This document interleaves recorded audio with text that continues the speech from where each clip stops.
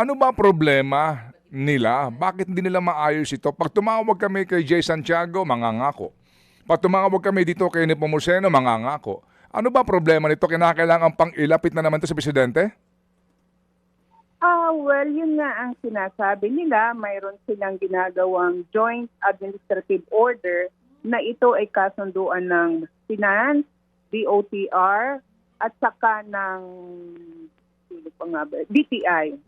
Ang sinasabi nila, it had been produced, na nandyan na yan, forwarded na sa DOF for signature, sa DTI at sa DOTR.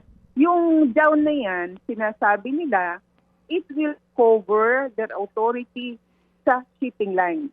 Kaya na lang i-regulate ang shipping line. Dahil ngayon, by this time, shipping lines always saying that nobody, no government agency is regulating them. So that's why they have this kind of efficiency in the service to us. So ang sinasabi, tumulong daw kami, sulatan namin ang DOF.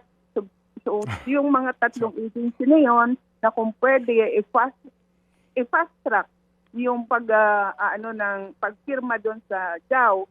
Pero sabi ko nga, dahil may commitment naman si Commissioner Ariel at siya naman din ang nagsasabi na may personal relationship sa presidente, sabi ko nga is no other influential person na po pwedeng mag-resolve nito kundi si Commissioner Ariel.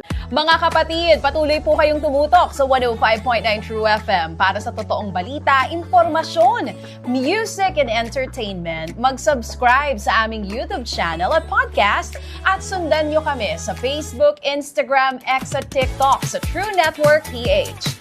Bisitahin din po ang aming official website, truefm.ph. At panoorin din kami sa True TV Signal, Channel 19. Kami po ang 105.9 True FM. Laging true sa'yo, kapatid.